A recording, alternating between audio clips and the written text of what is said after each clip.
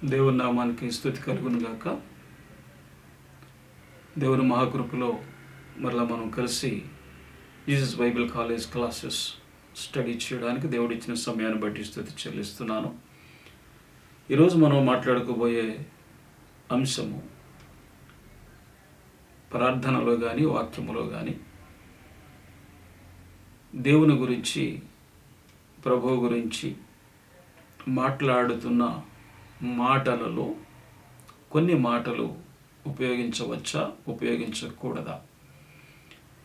ఈరోజు ఈ లెసన్లో ఒక 3 మాటల గురించి నేర్చుకుందాము. ఇందులో మొదటిగా ఆది సంభూతుడు అన్న పదాన్ని ఉపయోగిస్తూ ఉంటారు. ప్రసంగాల్లోనూ, ప్రార్థనలోనూ, స్తుతిలో కూడా ఈ మాట బైబిల్ గ్రంథంలో ఉన్నది. కొలసీలకు రాసిన పత్రిక 1వ అధ్యాయము 15వ వచనంలో ఆది సంభూతుడు అనే మాట ఉన్నది. బైబిల్ గ్రంథంలో ఉన్నది కాబట్టి మేము ఉపయోగిస్తున్నాము.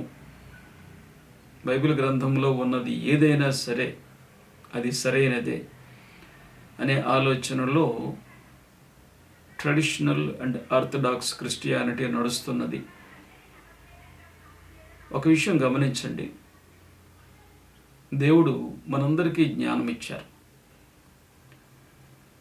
బైబిల్ గ్రంథం మనందరికీ ఇచ్చారు. అందులో ఉన్నదానిని పరిశీలించే ఆత్మజ్ఞానము, దైవిక జ్ఞానము, థియలాజికల్ నాలెడ్జ్ మనందరికీ దేవుడు ఇచ్చారు. కేవలము ఒక్కరు చెబితే మిగిలిన వారందరూ అనుసరించాలి అనే పరిస్థితిలో ఉంటే బైబిల్ గ్రంథము ఈరోజు మన చేతికి రాదు. దేవుని ఉద్దేశం ఏమిటి అంటే ప్రతి ఒక్కరూ బైబిల్ గ్రంథంలో చదువుతూ, నేర్చుకుంటూ, పరిశీలిస్తూ, సత్యంను అన్వేషిస్తూ ఉండాలి. ఆయా కాలాలను బట్టి మనిషికి జ్ఞానం పెరుగుతున్న కొద్దీ లేఖనాలను అర్థం చేసుకోవడం అనేది జరుగుతూ ఉంటుంది. ఆ విధంగా మనం లేఖనాలను పరిశీలిస్తూ ఉండాలి. ఇక్కడ పౌలు గారు ఉపయోగించారు కాబట్టి కరెక్ట్ అనేది తప్పుడు విధానం అవుతుంది. పౌలు గారు వాడారు కాబట్టి అది మనం ఉపయోగించినా పర్వాలేదు అని ఎప్పుడు అనకూడదు. పౌలు గారు వాడినా, పేతురు గారు వాడినా, ఇతర అపోస్తలులు వాడినా, లేక అన్యుడైన లోకా ఉపయోగించినా, లేక నేను మాట్లాడుతున్నా, మీరు మాట్లాడుతున్నా, ప్రతి మాటకు అర్థము సరైనదా కాదా అని చూసుకోకపోతే మనము తప్పు మాట్లాడిన వాళ్ళం అవుతాము, తప్పుగా ప్రార్థించిన వాళ్ళం అవుతాం, తప్పుగా వాక్యం బోధించిన వాళ్ళం అవుతాం. దానివల్ల మనకు శిక్ష వస్తుంది. తప్పు చేసిన వారు ఎవరికైనా శిక్ష అనేది తప్పదు. తెలియనప్పుడు మనం ఉపయోగించినప్పుడు కొన్నిసార్లు, అది కూడా ప్రభు చెప్పిన ఉపమానంలో చూస్తే, తెలియక తప్పు చేసిన వారికి కొద్ది దెబ్బలు తగులుతాయని చెప్పారు. అంటే దెబ్బలైతే తప్పదని చెప్పారు. తెలిసి తప్పు చేసిన వారికి ఎక్కువ దెబ్బలు తగులుతాయి, తెలియక తప్పు చేసిన వారికి కొంచెం దెబ్బలు తగులుతాయని ప్రభు వారు ఉపమానంలో మాట్లాడారు. అంటే తెలియక చేసినా కూడా దానికి ఎంతో కొంత పనిష్మెంటు ప్రతి క్రైస్తవుడు అనుభవించాల్సి ఉంటుంది. తెలియదు కాబట్టి అని తప్పించుకునే అవకాశమే సుప్రభు వారు ఉండదని చెప్పారు. అందువల్ల మన చేతిలో ఉన్న బైబిల్ గ్రంథము, మనం వాడుతున్న పదాలు ఎంతవరకు మనం వాటిని ఉపయోగించాలో, ఉపయోగించకూడదు అనేది ఖచ్చితంగా నేర్చుకోవాల్సిన బాధ్యత మన మీద ఉన్నది. As a philosopher I have the responsibility to verify the meanings, the route meanings of the words, and I have to teach to the students of my Jesus Bible College and University to learn the proper wording towards God. దేవునికి స్తుతి కలుగును గాక. ఆది సంభూతుడు అనే పదము కొలస్సీ 1:15లో ఉన్నది. ఆది సంభూతుడు అంటే ఫస్ట్ బోర్న్, మొదట పుట్టినవాడు లేక మొదట ఉద్భవించినవాడు. ఆది అంటే మొదట, భూతము అంటే ఆకారము. పంచభూతములతో ప్రపంచము నడుస్తున్నది. పంచభూతములతో మనము నిర్మించబడ్డాము. భూతం అంటే సృష్టించబడిన ఒక ఆకారము. ఆది సంభూతము అంటే మొట్టమొదటగా సృష్టించబడిన ఒక ఆకారము, a physical body created in the beginning of all creation. ఇది ఆది సంభూతుడు అనే మాటకి అర్థం ఉపయోగించి పౌలు గారి పదాన్ని ఉపయోగించారు. ప్రభు మొట్టమొదట పుట్టారా, లేక దేవుడు సృష్టి చేసినప్పుడు సృష్టిలో మొట్టమొదట ప్రభువుని సృష్టించారా? దేవుడు ఒక ఆకారం చేసి ఆ ఆకారమును ప్రభువుగా నిర్మించారా? దేవుడు ప్రభువును నిర్మిస్తే ప్రభువు దేవుడు కాదు. దేవుడు ఒక్కరే. God is one. This is the whole biblical idea. దేవుడు ఒక్కరే అయినప్పుడు దేవుని కుమారుడు అనే పదాన్ని బైబిల్ గ్రంథంలో ఉపయోగించారు. ఈ మాటను ఉపయోగిస్తూ తండ్రి అయిన దేవుణ్ణి మాత్రమే ఆరాధించాలి, యేసు ప్రభు ఆయన కుమారుడు మాత్రమే అని కొన్ని డినామినేషన్స్ వాళ్ళు చెప్తున్నారు. ఒక విషయం మీకు గుర్తు చేస్తాను. ప్రపంచంలో ఇంచుమించుగా 3,000కు పైగా డినామినేషన్స్ ఉన్నాయి, చిన్న చిత్తకాన్ని కలుపుకొని. వీళ్ళందరూ బైబిలే చెప్తున్నారు. Every denomination is coating the reference from the Bible to insist that they are saying truth, they are following truth. How it is possible? 3,000 నిజాలు ఉండవు కదండి. నిజం ఒకటే ఉంటుంది. అబద్ధాలు 3,000 కాదు, 3 లక్షలు ఉంటాయి. నిజం ఒకటే కదా. ఆ నిజము ఏమిటి అనేది తెలుసుకోవాల్సిన బాధ్యత మీకు నాకు ఉన్నది. దేవుడు ఒక్కరే అయినాక యేసు ప్రభువును దేవుని కుమారుడు అంటే ఇద్దరు దేవుళ్ళు అవుతున్నారు. యేసు ప్రభు వారి ఆత్మ పరిశుద్ధాత్మ అయితే ముగ్గురు దేవుళ్ళు అవుతున్నారు. ముగ్గురు దేవుళ్ళ ఒక దేవుడా? ఓకే, ఇది ఒక విచిత్రమైన ప్రశ్న బైబిల్ గ్రంథంలో. ఇలాంటి ప్రశ్నలు అసలు రాకూడదు. బైబిల్ గ్రంథము చదువుతున్న వారికి స్పష్టత ఇవ్వాలి. దేవుడు స్పష్టంగానే మాట్లాడారు. 40 మందికి పైగా రచయితలు బైబిల్ గ్రంథాన్ని రాసిన ప్రవక్తలు, ఇతరమైన వారందరూ కూడా వారికి ఏం అర్థమైందో ఆ విధంగా రాయడంతో చాలా కన్ఫ్యూజ్ అనేది బైబిల్ గ్రంథంలో ఏర్పడుతుంది. కనుక దేవుడు ఏం చెప్పారనే దాని మీద వెళ్ళిపోతే చాలా వరకు క్లారిటీ వస్తుంది. మరి యేసు ప్రభువు వారు ఆయన తండ్రి నేను కుమారుణ్ణని అన్నారు కదా. నిజమే. భూమి మీద మనిషిగా జీవిస్తున్నప్పుడు నేను దేవుణ్ణని ఎవరైనా చెప్పగలరా? యేసు ప్రభు చెప్పగలరా? చెప్పలేరు. ఎందుకంటే ఆయన నర ఆకారంలో ఉన్నారు. అందువల్ల ఆయన తండ్రి నేను కుమారుణ్ణి అన్నారు. ఈ మాట మనందరికీ వర్తిస్తుంది. మనందరం కూడా కుమారులము కుమార్తెలమే దేవునికి. అంటే యేసు ప్రభు వారు మనందరికన్నా పెద్ద అన్నయ్య ఇలా అనొచ్చా? లేదు. కనుక ఏవో 1-2 వాక్యాలు పట్టుకొని ఆ వాక్యాల రిఫరెన్స్ల మీద ఆధారపడి సిద్ధాంతాలు ఎప్పుడు కూడా తయారు చేయకూడదు. ప్రతి డినామినేషన్లో సిద్ధాంతాలు అలాగే సృష్టించబడ్డాయి. ఏవో ఒక రిఫరెన్స్ తీసుకొని వారికి నచ్చింది దాని మీద మాట్లాడుతుంటారు. యేసు ప్రభు వారు సృష్టించబడితే ఆయన దేవదూతలతోనూ మనుషులతోనూ సమానమవుతారు. ఈ రిఫరెన్స్ల బోధ రావడం వల్ల క్రైస్తవ బోధ చాలా రాంగ్ రూట్లోకి వెళ్ళిపోయింది. కొలస్సీ 1:15లో మొదట పుట్టినవారు ఆది సంభూతుడు అన్నమాట రాయబడింది. అయితే కొలస్సీ 1:16-17 కూడా చూడాలి. By him all things were created. ఆయన ద్వారా సృష్టించబడిన సమస్తము సృష్టించబడింది అని చెప్పారు. అంటే యేసు ప్రభువు వారు సృష్టించబడలేదు, ఆయన సృష్టి చేశారు. ఆయన సృష్టి చేసినప్పుడు ఆయన సృష్టిలో భాగం కాదు. ఆయన దేవుడైతేనే సృష్టి చేసే శక్తి ఆయనకు ఉంటుంది. సృష్టించబడిన ఒక వ్యక్తికి సృష్టించే అధికారం ఉండదు. దేవదూతలు ఎవరిని సృష్టించలేదు, మొదటిగా సృష్టించబడ్డారు. మనుషులు ఆదాము ఎవరిని సృష్టించలేదు, ఏ జంతువుని సృష్టించలేదు. సృష్టించబడిన వారికి సృష్టించే అధికారము ఉండదు, శక్తి లేదు. సృష్టించబడే వ్యక్తి, సృష్టించబడే ఆకారము సృష్టికి అతీతమైన వారి ద్వారా జరుగుతుంది. ఆయన దేవుడు కనుక ఆయన ద్వారా సమస్తము సృష్టించబడింది అన్న మాట 16-17 వచనాల్లో పౌలు గారు అక్కడే రాశారు. కనుక ఇది చదవకుండా కేవలము ఆది సంభూతులను ఒక మాట పట్టుకొని మాట్లాడితే తప్పు అవుతుంది. ఆది సంభూతులని దేనికి ఇక్కడ పౌలు గారు ఉపయోగించి ఉంటారు అని నేను అనుకునేది ఏమిటంటే, ఆయన మొదటివారు అని చెప్పడం ఆయన ఉద్దేశం. అది నేను అనుకునేది. అక్కడ క్లియర్గా నాకైతే లేదు. పౌలు గారి ఆలోచన అక్కడ స్పష్టంగా చెప్పలేదు. ఆయన చాలా తెలివైన వారు. మర్మగర్భంగా మాట్లాడుతున్నప్పుడు ఈరోజు మనకు అర్థం కావాలి కదా. పౌలు గారికి అర్థమయ్యింది, లేదా మొదటి శతాబ్దంలో ఉన్న క్రైస్తవులకు అర్థమైంది. వారు కరెక్ట్గానే ఫాలో అయి ఉంటారు. కానీ ఇప్పుడు నాకు ఏం అర్థమైంది అదే ఫాలో అవుతాను. కనుక ఆది సంభూతుడనే తెలుగు పదానికి అర్థం ఏమిటంటే మొట్టమొదట సృష్టించబడిన వారు, పుట్టినవారు అని. సృష్టించబడిన వారు దేవుడు కాదు, దేవుడు సృష్టిస్తారు. అందువల్ల ఈ 16-17 వచనాల్లో మీరు చూస్తే, he is before all things, by him all things were created. ఆయన అన్నిటికన్నా ముందు ఉన్నారు, ఆయన ద్వారా సమస్తం సృష్టించబడింది. అంటే అర్థం ఏమిటి? ఆయన దేవుడు, ఆయన సృష్టించారు. కనుక ఆది సంభూతుడు అన్న పదము ఇక్కడ వాడకూడదు, కానీ ఉపయోగించారు.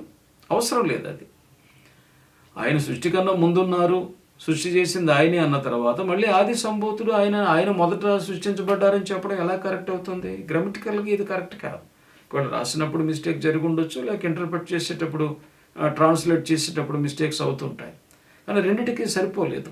ఒకే వచనంలో 15వ వచనం ఒకలాగా, 16-17 వచనాలు ఒకలాగా ఉంటే ఏది తీసుకోవాలో అర్థం కాని పరిస్థితి. కనుక నాకు ఉన్న జ్ఞానాన్ని బట్టి, తెలుగు నిఘంటువు నేను పరిశీలించిన దాన్ని బట్టి, ఆది సంభూతులు అంటే మొట్టమొదట సృష్టించబడిన వారు. యేసు ప్రభు సృష్టించబడిన వారు కాదు. యేసు ప్రభు దేవుని యొక్క పోలికగా భూలోకానికి వచ్చారు. దేవుని యొక్క ఒక సాకారంగా భూలోకానికి వచ్చారు. దేవుడే భూలోకానికి వచ్చి ప్రభువులాగా ఆయన జీవించారు. కనుక ఆయన మొట్టమొదట పుట్టారంటే ఆయన దేవుని కన్నా తక్కువ. అలాగనే దేవుని సృష్టి అంటే మనతో సమానం, దేవదూతలతో సమానం అయిపోతారు. కనుక యేసు ప్రభువు వారు దేవుడు. అందువల్ల ఆది సంభూతుడు అంటే మొట్టమొదటి సృష్టించబడిన వారు అన్న పదం ప్రభువు వారికి ఉపయోగించకూడదు. గమనించండి. దేవునికి స్తుతి కలుగును గాక. రెండవ పదము దేవాది దేవుడు అన్న పదాన్ని చాలామంది చాలా తరచుగా వాడుతుంటారు. దేవాది అంటే దేవుళ్ళందరిలోనికి మొదటి దేవుడని అర్థం ఒకటి వస్తుంది, అయితే మొదటగా ఉన్న దేవుడని అర్థం రెండు వస్తాయి. రెండు ఇంచుమించు ఒకటే మీనింగ్. దేవుళ్ళందరిలోనికి మొదట ఉన్నవాడు, లేక మొట్టమొదటి దేవుడు, తర్వాత మిగిలిన దేవుళ్ళు. అయితే వీళ్ళందరిలోనికి పెద్ద దేవుడు అని కూడా చెప్పచ్చు. యెషయా 43:10 చూస్తే దేవుడు చెప్పారని యెషయా గారు మాట్లాడుతున్నారు. Before me no God was formed, nor will there be one after me. నా ముందు ఎవరు లేరు, నా తర్వాత ఎవరు లేరని దేవుడు చెప్పారంటున్నారు. 44:6 యెషయా గ్రంథం చూస్తే, I am the first and I am the last, besides me there is no God. నేనే మొదటి దేవుడిని, నేనే చివరిది, వేరే దేవుడు అనేది క్వశ్చనే లేదని దేవుడు మాట్లాడుతున్నారు. అలాగే ప్రకటన గ్రంథము 1:17, అలాగే ప్రకటన 22:13 చూస్తే, showing that he is not a created or subordinate deity but the eternal God. దేవుడు ఒక్కరే దేవుడు, ఆయన నిత్యము ఆయనే ఉన్నారు, నిత్యము ఒకే దేవుడు ఉన్నారు. ఇంతకాలం అయిపోయింది కాబట్టి మరొక దేవుడిని తీసుకొచ్చి పెడదాం అనేది లేదు. దేవుడు అంటే ఒక్కరే ఉంటారు.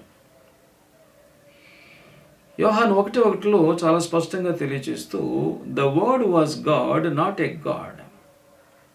వాక్యము, పరలోకములో ఉన్న వాక్యము లేదా వాయిస్.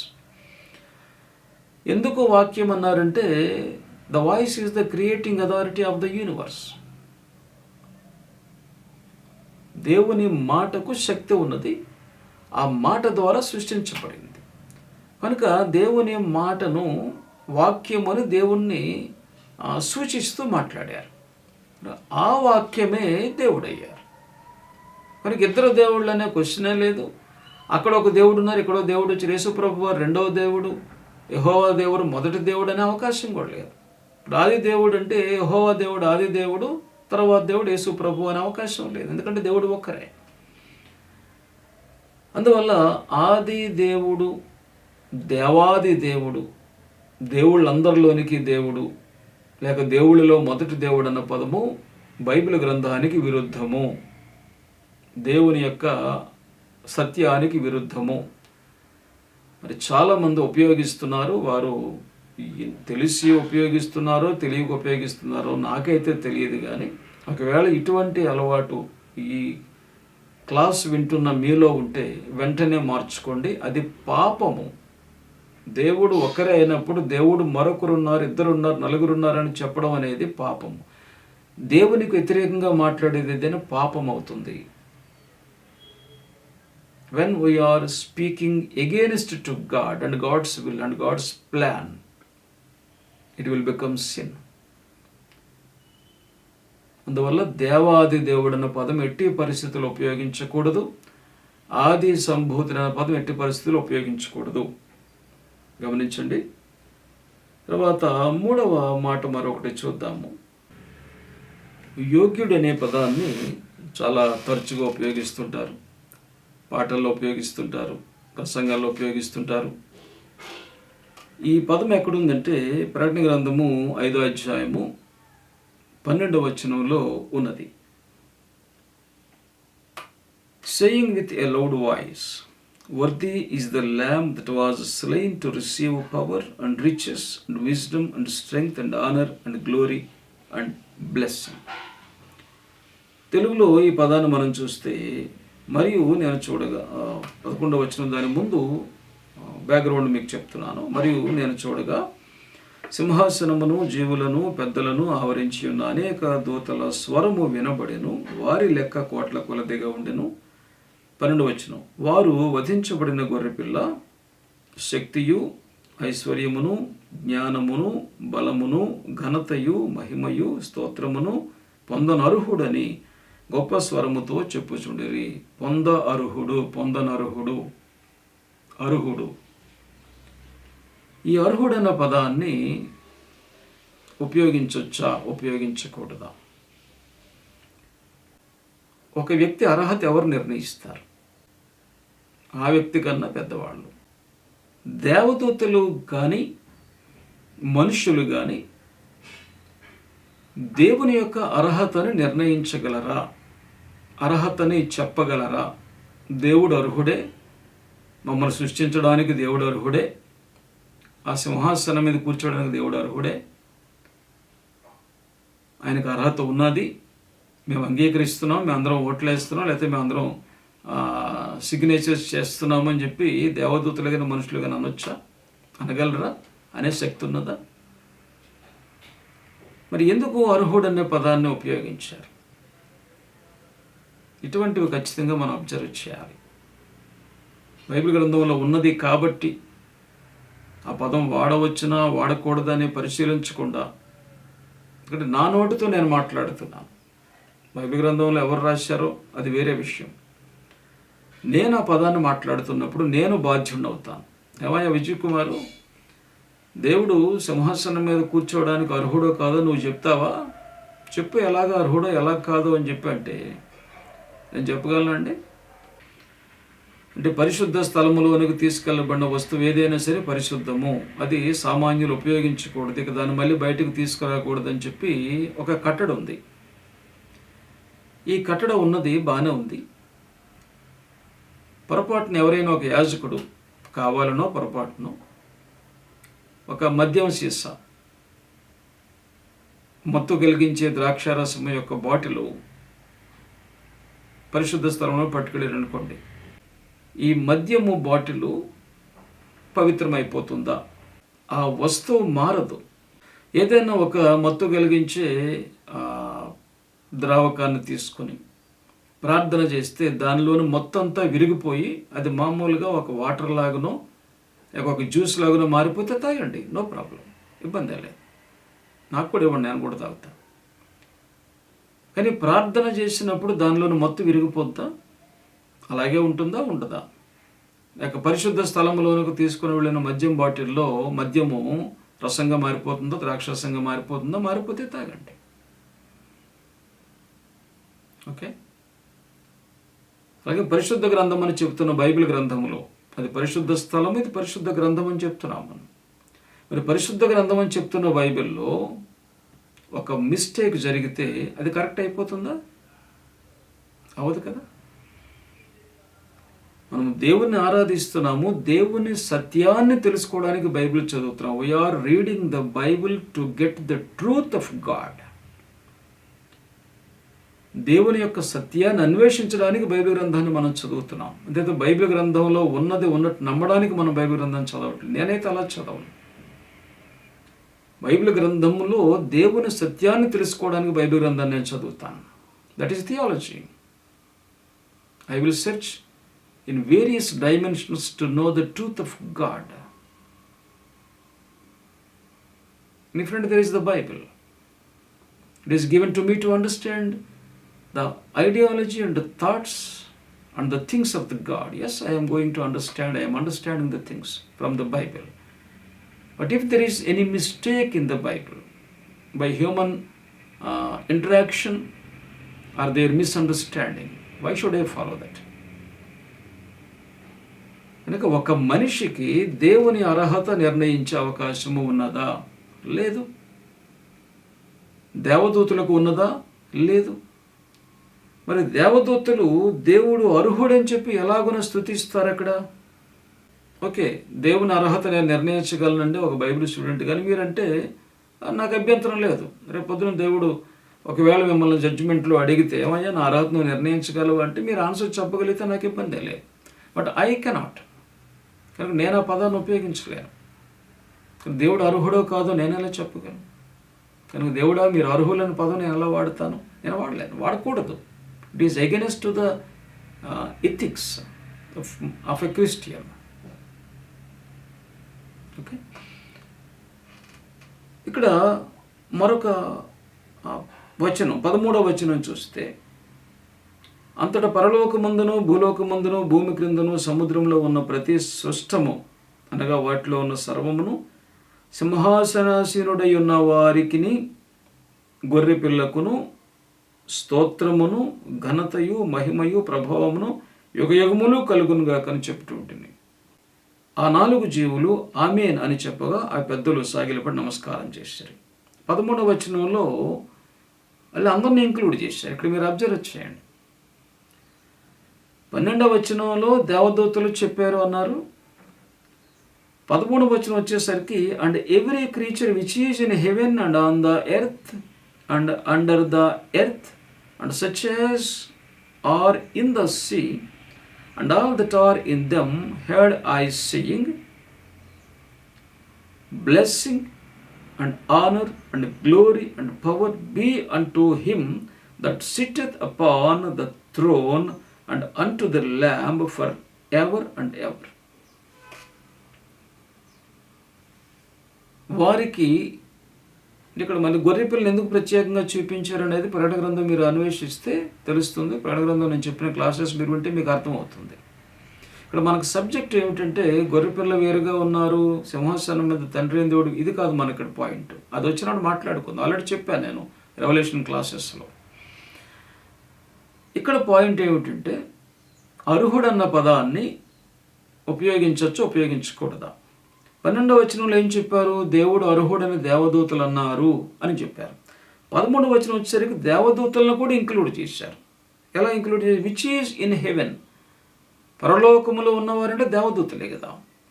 పరలోకములో ఉన్నవారు, భూమి మీద ఉన్నవారు, భూమి కింద ఉన్నవారు, సముద్రంలో ఉన్నవారు, అంటే మొత్తం every creature, angels also created beings.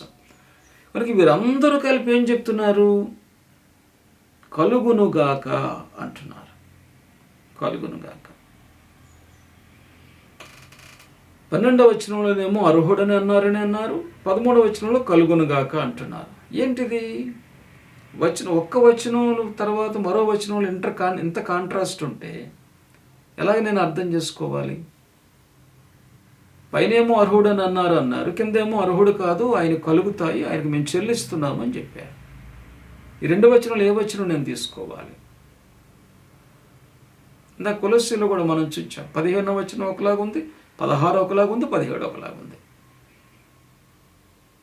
ఇక్కడ 12 ఒకలాగా ఉంది, 13 ఒకలాగా ఉంది. అర్హుడైతే దేవదూతలు కూడా సృష్టించబడిన వారే కనుక దేవుడు అర్హుడని చెప్పగలిగిన శక్తి వాళ్ళకుంటే మనిషి కూడా ఉంటుంది. కానీ మరి తర్వాత వచ్చిన వాళ్ళు లేదంటున్నారు. గ్రీక్ టెక్స్ట్ వెరిఫై చేశాను నేను. నాకు ఏదైనా డౌట్ వస్తే గ్రీక్ టెక్స్ట్ వెరిఫై చేస్తాను, మీరు కూడా వెరిఫై చేసుకోండి. ఎందుకంటే గ్రీక్లో న్యూ టెస్ట్మెంట్ రాయబడింది కాబట్టి. ఇప్పుడు గ్రీక్ టెక్స్ట్లో ఈ పదానికి ఏమో ఉపయోగించారు? గ్రీక్ ఒరిజినల్ బైబిల్లో యాక్సియోస్ అనే పదాన్ని ఉపయోగించారు. అర్హుడు అన్న మాట చెప్పడానికి యాక్సియోస్ అంటారు. గ్రీకు బైబిల్లో ఉపయోగించినప్పుడు ఫిట్టింగ్, సరిపోయిన వారు, అప్రోప్రియేట్, సరైన వారు, ఇక హార్మోనీ విత్ రియాలిటీ అంటే నిజానికి దగ్గరగా ఉన్నవారు అన్న పదాలను ఉపయోగించారు. ఈ పదాలని చాలామంది సమర్థిస్తూ ఉన్నారు. మనం చదివినప్పుడు, థియాలజీలో అన్వేషణ చేసినప్పుడు ఆ పదం కూడా ఫిట్టింగ్ అంటే దేవుడు సరైన వారు అని చెప్పి ఎవరు డిసైడ్ చేస్తారు? God is fit to sit on the throne. Who is that capable person? I am not. And angels could not, angels could not. Who is that person? No person is there in the creation to say that God is fit or not. God is appropriate or not. The Greek టెక్స్ట్లోనే ఈ పదం ఉపయోగించారు. ఇదే పదాన్ని తెలుగులో translate చేశారు, ఇంగ్లీష్లో ఇతర లాంగ్వేజ్లో చేశారు. ఇక వారందరూ కూడా ఈ పదాలు ఉపయోగించారు. అంటే ట్రాన్స్లేట్ చేస్తున్నప్పుడు కూడా వారు ఏమీ ఆలోచించలేదు, ఈ పదాన్ని మనం ఉపయోగించవచ్చు ఉపయోగించకూడదని ఆలోచించలేదు. ఇక్కడ ఉన్నది కాబట్టి ఉన్నది ఉన్నట్టుగా ట్రాన్స్లేట్ చేశామన్నారు. It is wrong. ఒక మనిషి తప్పు మాట్లాడినప్పుడు అది తప్పని మీకు తెలిస్తే దాన్ని కరెక్ట్ చేయాలి. మనకెందుకంటే చెప్పి వెళ్ళిపోకూడదు కదా, ఎందుకంటే అదే తప్పు కొనసాగుతుంటుంది. అందరూ అదే తప్పు చేస్తున్నాం కాబట్టి ఇంకెందుకు లేండి అని చెప్పి వెళ్ళిపోకూడదు కదా, అది నీతి కాదు.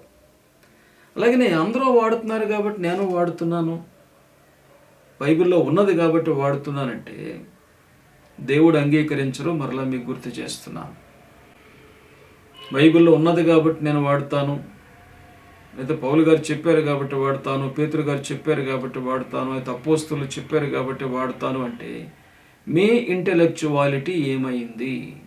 Wear is your knowledge which is given to you to search what is truth or not? You are having the spirit of God. దేవుని ఆత్మ మీలో ఉన్నారు. దేవుని ఆత్మ మీకు సత్యాన్ని అన్వేషించడానికి ఇవ్వబడ్డారు. నా ఆత్మను మీకు ఇస్తున్నాను, ఆయన మీలో ఉంటారు, మీకు సత్యాన్ని బోధిస్తారు. ఆ విషయాల్ని మీకు ఇంకా మరొకసారి అర్థమైనట్లుగా బోధిస్తారంటే ఆల్రెడీ యేసుప్రభు బోధించిన తర్వాత ఇక మళ్ళీ బోధించడానికి ఏమున్నదంటే యేసుప్రభు వారు బోధించిన మాటలు రాయబడిన బైబిల్ గ్రంథంలో ఉన్న ప్రభువారి మాటల్నే మరలా మీకు అర్థమైనట్టుగా బోధిస్తారు. అందులో ఏమన్నా ఉంటే సరిగా ఏమన్నా మీకు అర్థం కాకపోతే వివరంగా చెప్తారని పరిశుద్ధాత్మ దేవుణ్ణి ప్రభువారే మనకు అనుగ్రహించినట్లుగా బైబిల్ గ్రంథంలో చూస్తున్నాం. ఒక ప్రొఫెసర్గా ఇది రైట్ వర్డ్, ఇది రాంగ్ వర్డ్, ఈ పదము దేవునికి ఉపయోగించకూడదు, ఈ పదము ఉపయోగించవచ్చు అని చెప్పే బాధ్యత నాకున్నది. కనుక జీసస్ బైబిల్ కాలేజీ స్టూడెంట్స్కి ఏ పదము సరైంది, ఏ పదం సరైంది కాదు చెప్పే బాధ్యత నాకున్నది కనుక నేను తెలియజేస్తున్నాను. ఒకవేళ మిగిలిన వారు ఎవరైనా కాలేజెస్లో జాయిన్ కావడానికి అవకాశం లేని వాళ్ళ యొక్క ట్రూత్ ఏంటో తెలుసుకుందామని ప్రయత్నించే వాళ్ళకి వారికి కూడా అవకాశం కలిగించడం కూడా వీడియోస్ చేసి పెడుతున్నాను. మీరు దేవునికి జవాబుదారి, నేను దేవునికి జవాబుదారి. కనుక దేవుని విషయంలోనే తప్పు పదాలు ఉపయోగిస్తే, బైబిల్ గ్రంథంలో ఉన్న ఆయన తప్పించుకునే ప్రయత్నం చేస్తే దేవుడు అంగీకరిస్తారా? ధర్మశాస్త్రంలో ఉన్న మిస్టేక్స్ని యేసు ప్రభు వారు అంగీకరించారా? చెప్పండి మీరు. మరి ధర్మశాస్త్రం దేవుడిచ్చిందే కదా, మోషే గారికి దేవుడే చెప్పారు కదా, ధర్మశాస్త్రం రాసి నువ్వు పెట్టవయ్యా మోషే అని చెప్పి దేవుడు అన్నారు కదా, దేవుడు దానికి సీలేసి స్టాంప్ చేశారు కదా. మరి యేసు ప్రభువు వారు ధర్మశాస్త్రంలో మోషే అలాగూ చెప్పాడు, కానీ నేను ఎలా చెప్తున్నానని చెప్పి యేసు ప్రభువు చెప్పాల్సిన అవసరం ఏముంది? మరి ధర్మశాస్త్రాన్ని ఆయన ఆథరైజ్ చేయాలి కదా. ధర్మశాస్త్రం ఆథరైజ్ చేయలేదు. ఆయన మోషే గారు రాసిన దానిలో కొన్ని మిస్టేక్స్ ఉన్నాయి, ఆయనకు అలాగ అర్థమైంది. నేను దాన్ని కరెక్ట్ చేస్తున్నాను అని ప్రభు చెప్పారు. కనుక న్యూ టెస్టిమెంట్ రాసిన వారు కూడా కొన్ని మిస్టేక్స్ రాసి ఉన్నారు. దాన్ని కరెక్ట్ చేయడం కొరకు పరిశుద్ధాత్మ దేవుణ్ణి ప్రభు మనకిచ్చారు.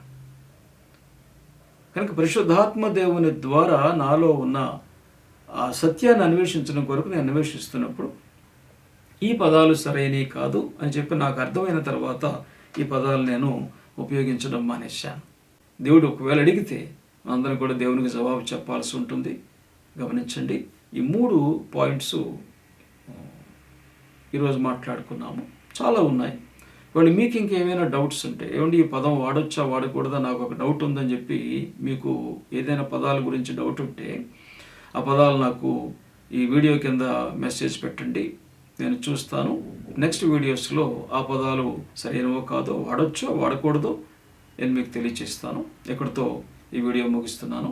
దేవునికి స్తుతి కలుగును గాక. సబ్స్క్రైబర్స్ అందరికీ ధన్యవాదాలు. ఈ వీడియోస్ మీకు నచ్చితే మీరు సబ్స్క్రైబ్ చేసుకోకపోతే చేసుకోండి. ఈ వీడియోస్ ఎవరికైనా ఉపయోగపడతాయి అనుకుంటే మీరు వారికి కూడా వీటిని ఫార్వర్డ్ చేయండి. Thank you very much.